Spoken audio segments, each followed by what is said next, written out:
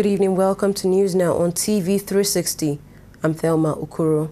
An explosion has rocked the popular Kantin Quarry Market in Kano State, northeast Nigeria. Eyewitnesses say the explosion occurred at a place known as Filling Park at about 3:30 p.m. this afternoon. Kano Police Commissioner Adirele Shinaba said 6 persons, including 2 suicide bombers, died in the attack. He said about 7 others injured in the attack are being treated at Murtala Mohammed Specialist Hospital. No group has yet claimed responsibility for the explosion, but suspicion falls on Boko Haram sect.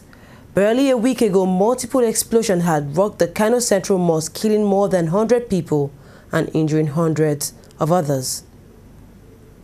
Nigeria's President Goodluck Jonathan has appointed Joseph Edibi as Controller General of the Federal Fire Service. The appointment was contained in a statement issued by the Public Relations Officer of the service, Biodun Obisheson. Until his appointment, Edibi was the controller in charge of logistics at the headquarters of the service in Abuja. He takes over from Ademola Jolaso, who served in acting capacity for 4 months. The coroner investigating the September 12 synagogue building collapse, Magistrate O.A. Komolafe, has dismissed an application by the founder of the Synagogue Church of All Nations, Prophet Temitope Joshua, seeking a temporary suspension of the inquest. The synagogue building had collapsed September 12, and about 116 persons had died from the incident, most of them whom were South Africans visiting the church at the time. The founder of the church, Prophet T.B. Joshua, had blamed the collapse of the building on a hovering aircraft. Prophet Joshua had filed the application asking the coroner to put on hold further inquisition into the cause of death of the victims of the collapsed building. In the said application, Pastor Joshua asked for a judicial review of the coroner's proceedings, which began on October 13th. Ruling on Joshua's application for stay of proceedings on Wednesday, Komolafe held that Joshua had no premise upon which to bring the application before him. The coroner said that since there was no parties such as applicants and respondents or even plaintiffs and defendants in the coroner's court, but only witnesses and interested parties, it would amount to him acting beyond his statutory power to grant the stay of proceedings that Joshua had asked for. He therefore adjourned till Friday, December 12, 2014, to proceed with the inquest. The Independent National Electoral Commission Wednesday said the issuance of permanent voters' card in Kaduna State would continue in areas the exercise was yet to start. The exercise, which began Monday, was scheduled to end today, which is Wednesday. The Commission had supplied only 2 million cards out of the 3.5 million to be issued to verified voters in the state. It had said that a remaining 1.5 million cards would be supplied to it at a later date from Lagos. State Resident Electoral Commissioner Haliru Tabawel said lapses emanated from the Commission itself and would therefore not penalize the general public through no fault of theirs. He, however, reminded prospective voters that the collection of the PVCs was a continuous exercise until a day to the 2015 general elections. Journalists across Nigeria Tuesday gathered for the prestigious Wole Soyinka Center for Investigative Journalism Award ceremony.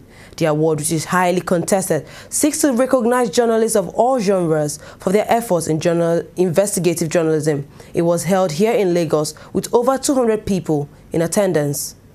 In substantive, the full implications of human rights. Compelling and extraordinary were the words used to describe the entries for the 2014 Wole Soyinka Center for Investigative Journalism Award. This year's edition, which is the 9th annual award, coincides with the International Day for Anti-Corruption. The hall was packed full of media practitioners, lawyers, leaders of civil rights society groups, as well as corporate organizations assembled to honor journalists who have distinguished themselves and helped to highlight the weaknesses in society with their reports. First to be honored were Tokunbo Mumuni of the Socio-Economic Rights and Accountability Project, SERAP, and Ademola Oshinobi, Managing Director of the Punch newspapers, who were both represented. They were bestowed with the Honorary Anti-Corruption Defender Award and Lifetime Award for Journalistic Excellence respectively.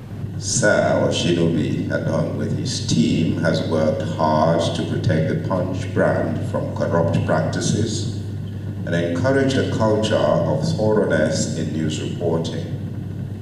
He is famous for his adherence to the core values of journalism: clarity, focus, and commitment.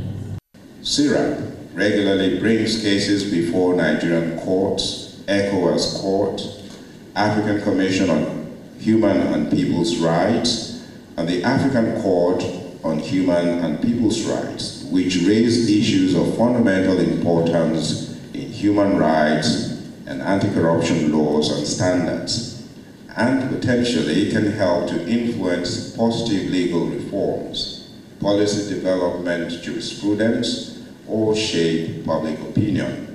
The honorary awards were then followed by the competitive ones.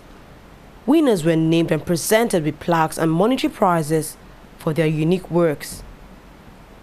Juliana Francis of New Telegraph emerged the overall winner as she took home the coveted prize of the 2014 Nigerian Investigative Reporter of the Year for her three-part story on extrajudicial killings.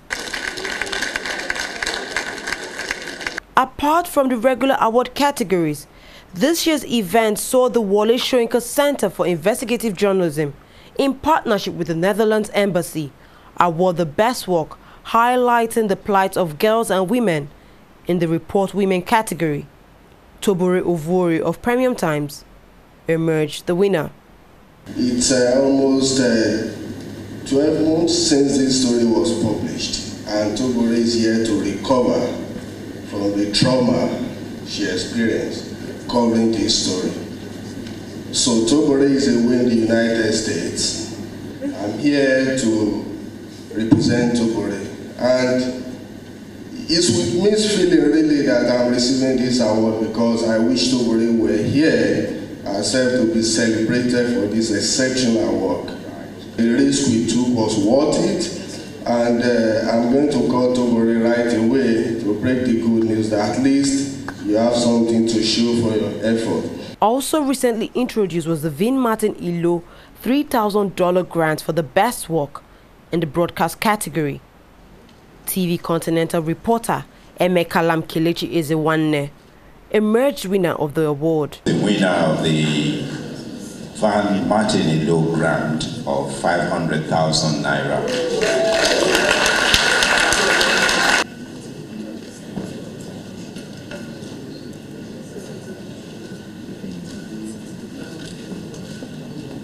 Coordinator of the Wole Soyinka Center for Investigative Journalism gave this insight as to why the center rewards investigative journalism. For Wole Soyinka Center for Investigative Journalism, we focus on this issue because we believe that routine journalism, that is, you go and cover events, it's pretty reactive.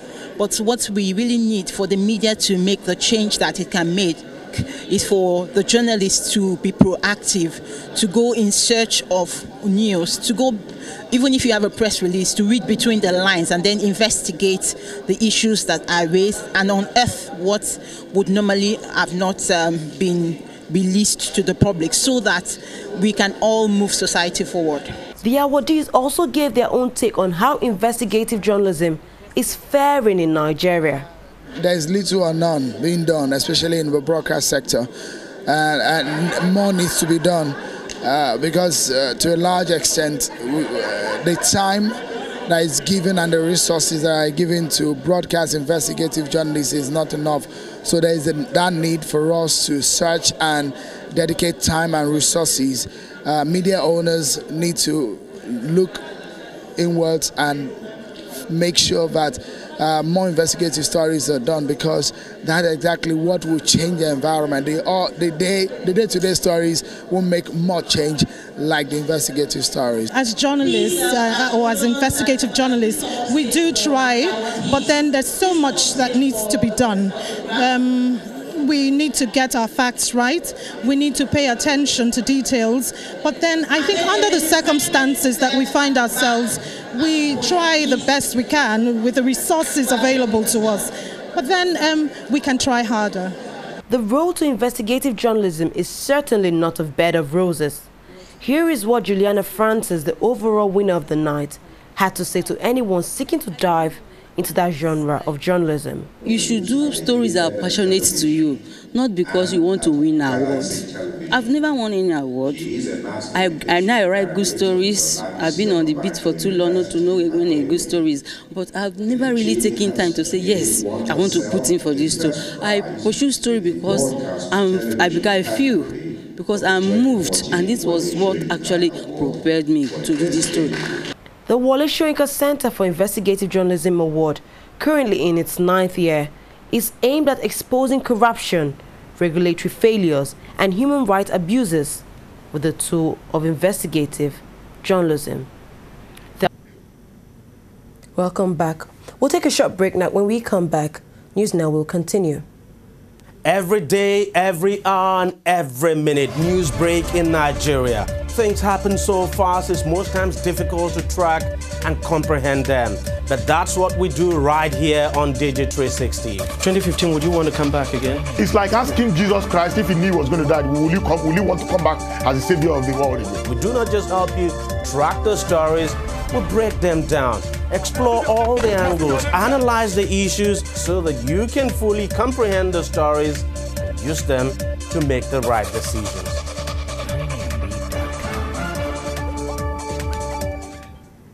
Welcome back to News Now. Nigeria, Turkey, and 6 other nations operating under the auspices of the DEJE have established a web presence that will make it easier for members to share or transfer technology.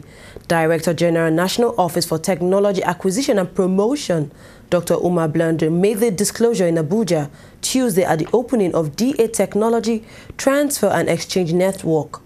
By the way, DEJE is a group of countries classified as developing nations, and they meet to share ideas on development across different sectors of the economy. Binder said with the web presence, it would be easier for any entity, both in the private and public sectors, to make inquiry on any technological development and get response from nations within the members of the group without any waste of time. The NOTAB boss said the whole idea is that members of DEJE can now collaborate in technology matters. The Ebola fighters have been named Time Magazine's Persons of the Year for 2014. Time Managing Editor Nancy Gibbs disclosed this Wednesday morning. She said the Ebola fighters are Time's 2014 Persons of the Year because of their tireless acts of courage and mercy for buying the world time to boost its defenses, and for risking, for persisting, and for sacrificing, and also saving. The caregivers featured on the covers include 2 doctors, a nurse, an ambulance driver, and a healthcare worker. The Person of the Year title, according to the magazine, goes to an individual or group who has, for better or worse, had the biggest impact on the world and the news over the course of the previous year. As the Ebola virus rages on in the West Africa, the doctors, nurses, ambulance drivers, and first responders have played and continue to play an integral role in fighting the disease as its source, working to stop an epidemic in an era of globalization. To date, there have been more than 17,000 Ebola cases in this outbreak, leading to more than 6,000 deaths. Pakistani education activist Malala Yousafzai has received the Nobel Peace Prize award. Ms. Yousafzai, while receiving the award, said the award was not just for her, but rather for forgotten children who want education. She said she was there to stand up for the rights of the forgotten and frightened children and raise their hope rather than pity them. The 17-year-old was awarded the prestigious Peace Prize alongside Kailash Satyarthi of India by the Nobel Peace Prize Committee. Both of them were described as champions of peace by the committee. Malala gained global recognition after she was shot in the head by a Taliban gunman in Pakistan 2 years ago because of her campaign for girl education. She was 15 at the time of the shooting. To sports now, one of Nigeria's foremost referees, Peter Edibi, has been invited to officiate at the 30th African Cup of Nations, taking place between January 17th and February 8th in Equatorial Guinea. In an invitation letter from the Confederation of African Football Tuesday, An address to General Secretary of the Nigerian Football Federation, Edibi, has been requested to report in Bata by January 7, 2015, at the latest to take part in the fitness test scheduled for January 9th. The letter, which was signed by CAF referees manager Eddie Milet, said the NFF should ensure that Edibi arrives Bata in the best possible condition. In 2007, Edibi officiated at the CAF Under-17 Championship in Togo before taking part in the 2008 AFCON in Ghana. Brazilian football legend Pelé was Tuesday declared well enough to leave the Sao Paulo clinic treating him for a kidney complaint 15 days after his admission shocked the soccer-mad nation. "I wasn't afraid of dying as a man with three hearts," he joked, alluding to his birthplace, which means three hearts in Portuguese. Grinning broadly despite walking somewhat gingerly, he told reporters he felt fit enough to play football for Brazil in Rio Olympics in 2016. He said in his own words, "I am preparing for the Olympics. 3 professionals can play in the Olympics. I am one of the 3." End of quote. We've come to the end of news now. We thank you very much for joining us. I'm Thelma Okoro.